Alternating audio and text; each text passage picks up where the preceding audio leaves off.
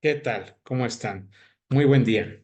Soy el maestro Carlos Gerardo Yáñez Bacre y alumno de la Universidad IEXPRO para este doctorado en Derechos Humanos y Litigación Oral de la asignatura Seminario de Profundización en Defensa Oral y Litigio Estratégico 2, impartido por el doctor Ahmed López Jiménez. Y bueno, el día de hoy nos toca realizar un video educativo respecto de los derechos de los migrantes o del tema de migración. Y bueno, pues para ello, como ustedes bien saben, el hombre desde sus inicios ha sido nómada y se ha ido, ha tenido que ir migrando para poder obtener sus necesidades o sus satisfactores. En este concepto de migración que es muy antiguo, se ha visto últimamente intensificado ya únicamente como parte de lo que es el derecho social desde los últimos siglos. Incluso no hay que olvidar que también México pues es parte de esa migración porque fueron precisamente los migrantes españoles quienes llegan aquí a México a colonizar y bueno, pues se da un sesgo cultural entre los nativos de aquí de México y obviamente los españoles. Pero bueno, obviamente ya lo que es el tema de migración como tal, y ya en los últimos, cuando menos en los últimos, en el último siglo, que es donde ya empezamos a ver un estudio profundizado de estos mecanismos de migración, cómo se dan y en qué contexto se dan, para que podamos advertir qué es lo que motiva, qué causa y genera esta migración, al igual qué efectos ocasiona este fenómeno migratorio tanto en países de tránsito como de destino, las condiciones de vulnerabilidad de estos migrantes, donde también dentro de este grupo existen otros grupos o subgrupos de como son ancianos, mujeres, embarazadas, personas discapacitadas, niños que incluso viajan solos. Y evidentemente, pues existen ciertas categorías donde podemos encuadrar y también el contexto que debemos de tener para la protección de estas condiciones de extranjeros. Pero bueno, pues vamos a entender primeramente este tema de migración que evidentemente es amplio y bueno, para ello, me permito también compartir con ustedes aquí unas diapositivas que nos permitan entender un poco mejor el tema, ¿no?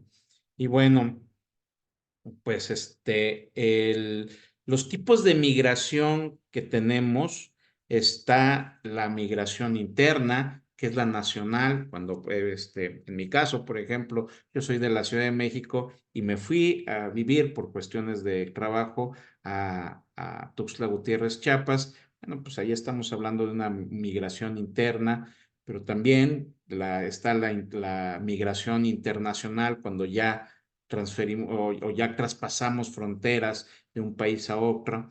Y este tipo de migraciones, tanto la interna como la nacional, puede tener dos características, que puede ser temporal o permanente, ¿no?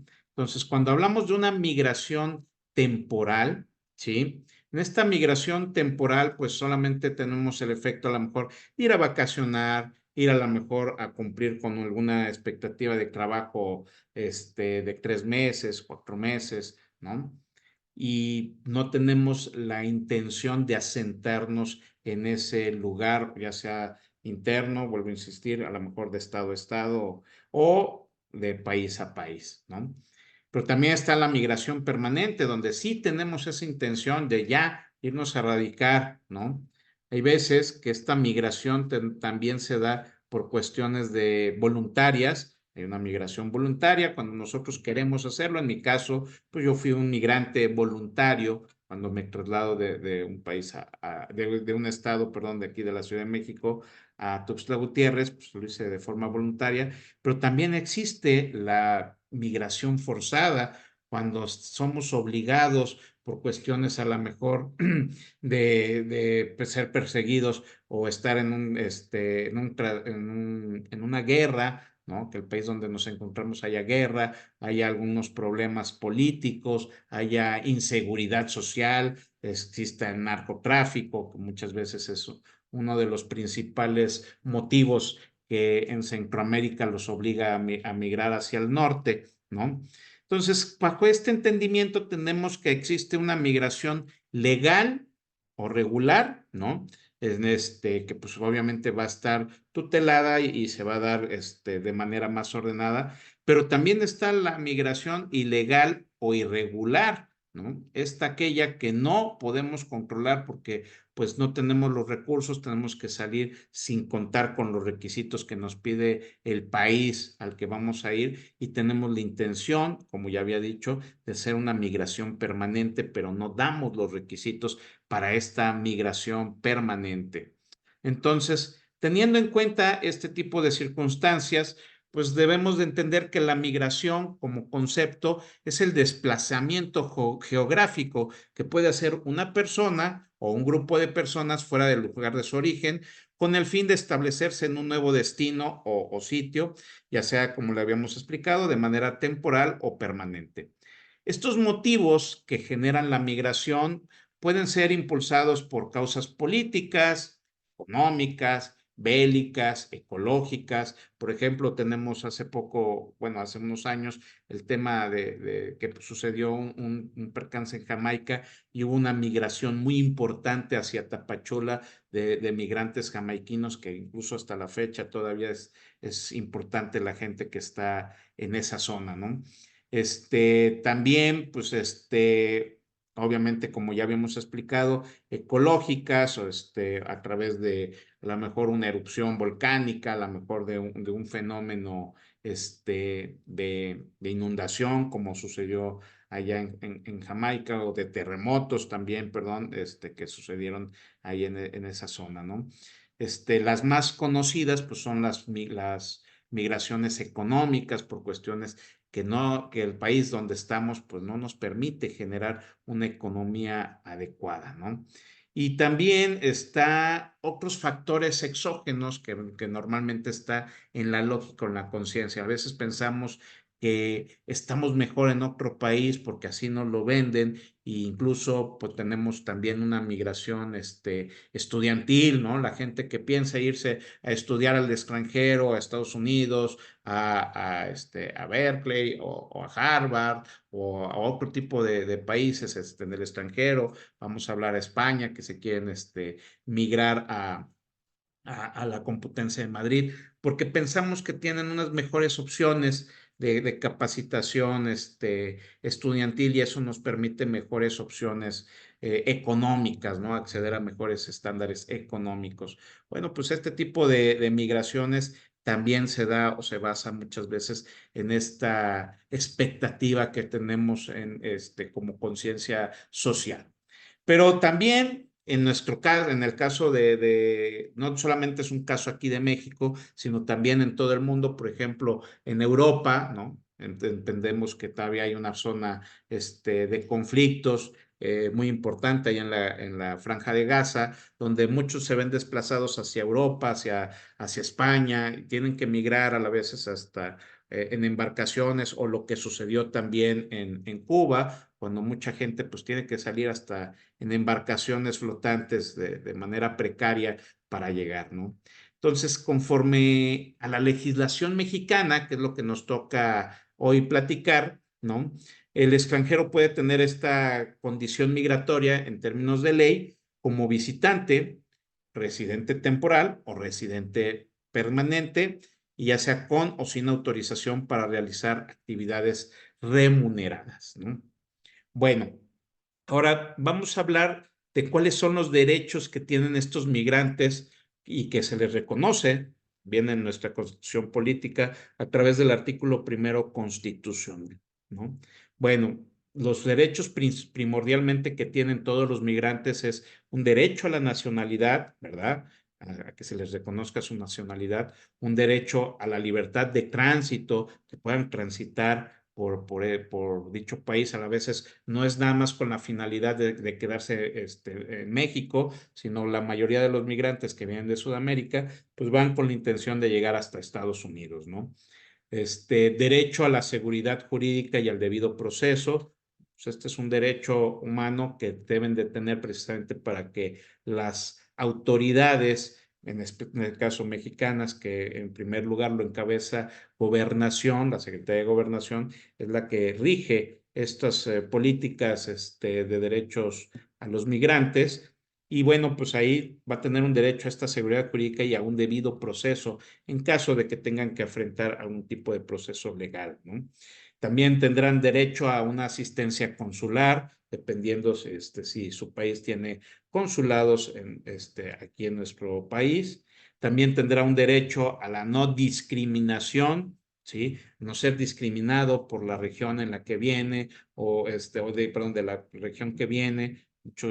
Esto lo vemos muy representativo en la frontera sur de Chiapas, donde normalmente ingresan guatemaltecos, salvadoreños, y muchas veces se les discrimina, ¿no? Por venir de esas zonas. Bueno, pues tienen un derecho a no ser discriminados primordialmente por parte de las autoridades migratorias y de cualquier autoridad para no ser paradas durante su derecho a esta libertad de tránsito de forma indiscriminada, que más adelante vamos a ver, ¿no?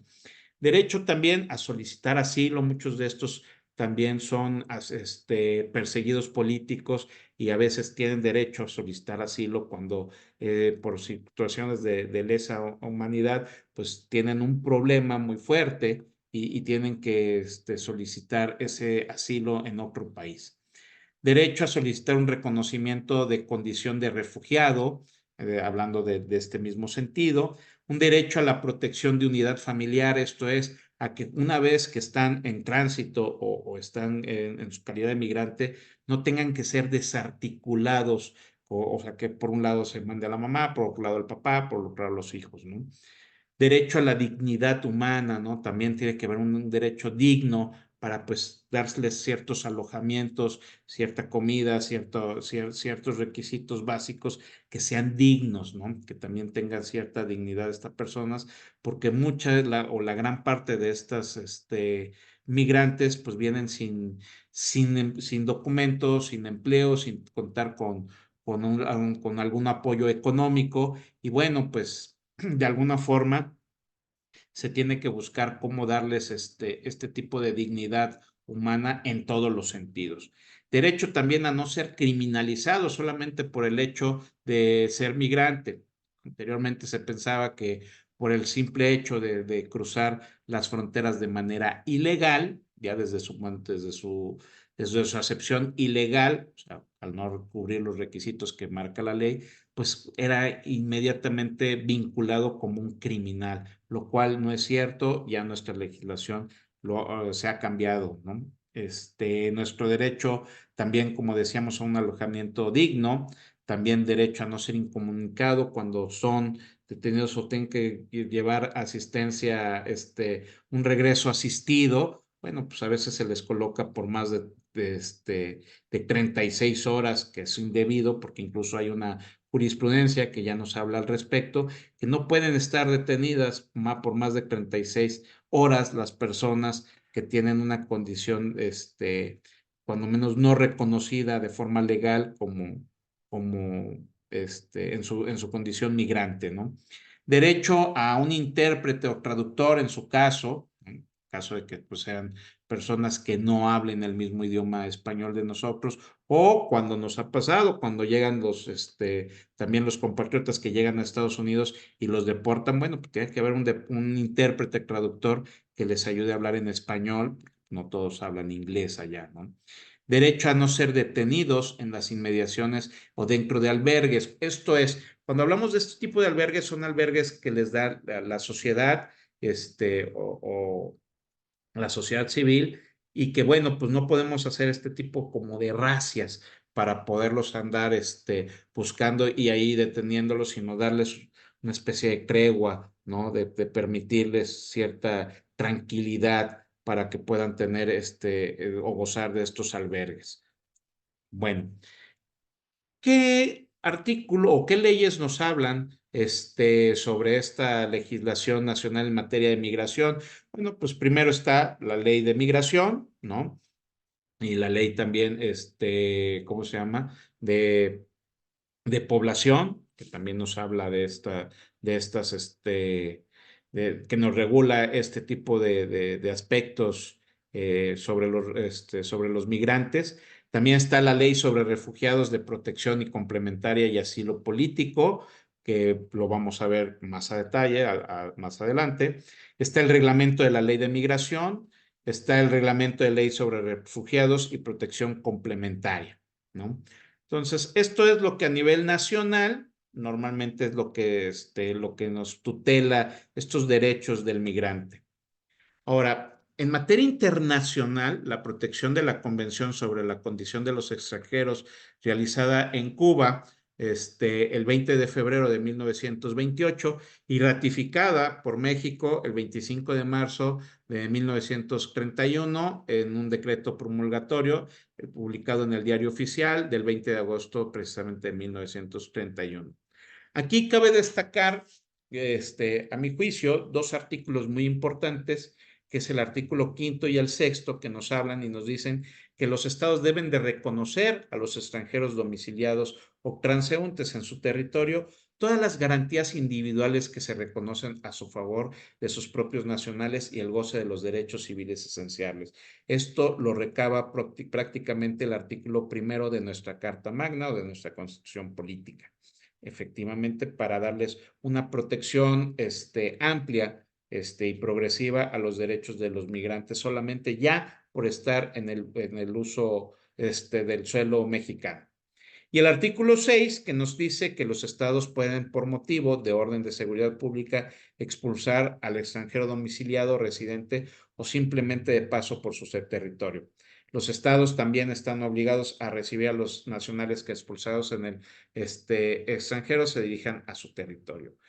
Aquí cabe platicar también de la polémica cláusula de expulsión del extranjero, porque también los gobiernos tienen en el caso de México, pues nuestra legislación contempla que en el caso de que ciertos migrantes o ciertos extranjeros eh, empiecen a vincularse con temas terroristas o con temas políticos, más allá de lo que les permite la ley, pues puedan ser expulsados de nuestro territorio por estas razones.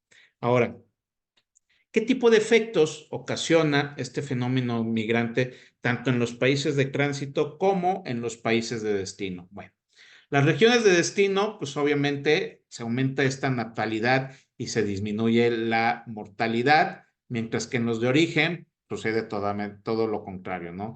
O sea, esto es, en una de origen, pues va a aumentar la mortalidad y va a descender esta tasa de natalidad precisamente por este destino, ¿no? Esta migración, lo que nos trae como consecuencia que una región pueda perder población por migración y no solamente pierde su importancia numérica, sino también modifica su crecimiento natural.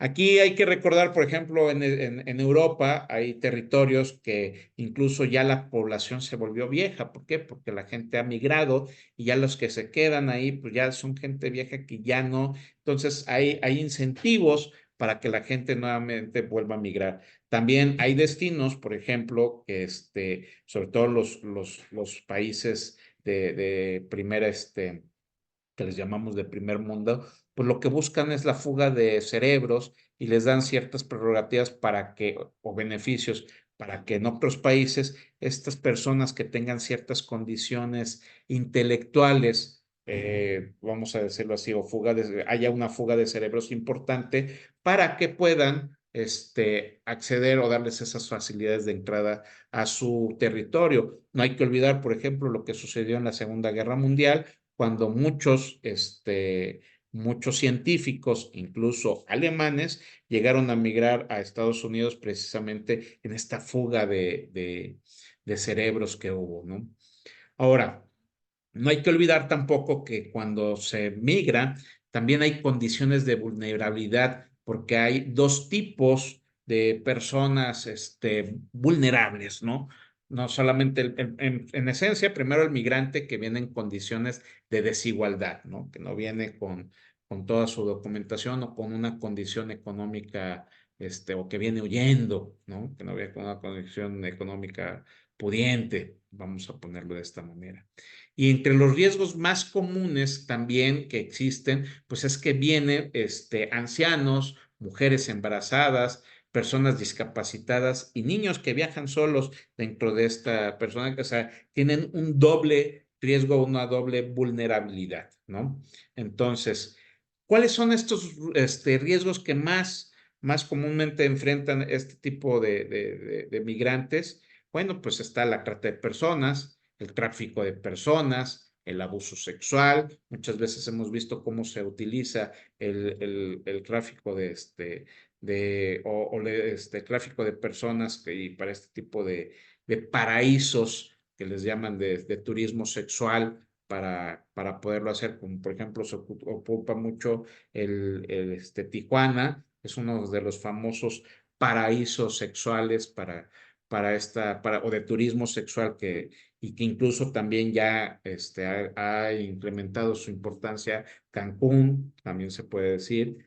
Bueno, ¿qué otro tipo de riesgos hay? Pues hay lesiones, enfermedades, porque pues obviamente tienen que vivir en la calle o lavar su ropa en la calle, no tienen a veces lugares, aunque lo marca la ley, pues no hay estos lugares que se den abasto, ¿no? Para tener unas condiciones salubres adecuadas.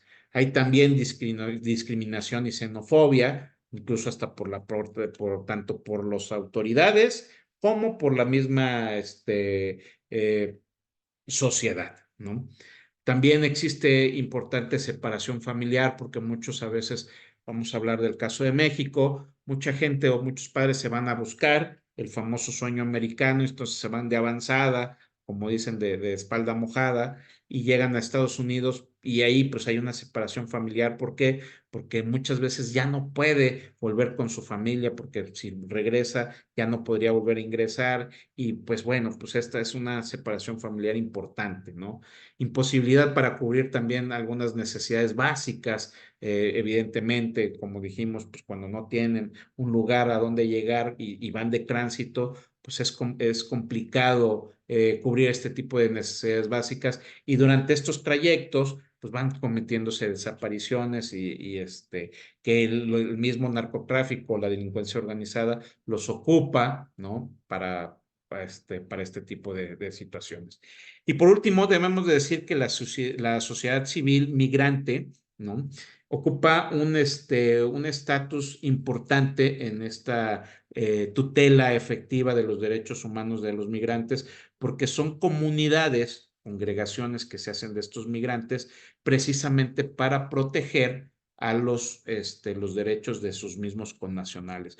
Podemos poner de ejemplo que en Estados Unidos, ahí en Miami, pues hay una comunidad muy importante de migrantes cubanos, ¿no? También, por ejemplo, en México tenemos una comunidad muy importante migrante de judíos, y por qué no decirlo, hoy por hoy, una judía ya es nuestra presidenta de nuestro país. Entonces, pues bueno, es importante que cuando se va gestando estos derechos civiles a través de reconocimiento para que vayan tomando mejores derechos, bueno, podemos ver que podemos tener en su momento equidad de condiciones a largo plazo, no voy a decir que a corto plazo, pero a largo plazo podemos llegar a estos objetivos. Y bueno, pues de mi parte creo que es todo. Les agradezco mucho el tiempo y muchas gracias por todo.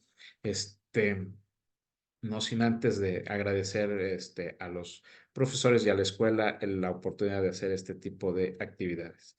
Gracias.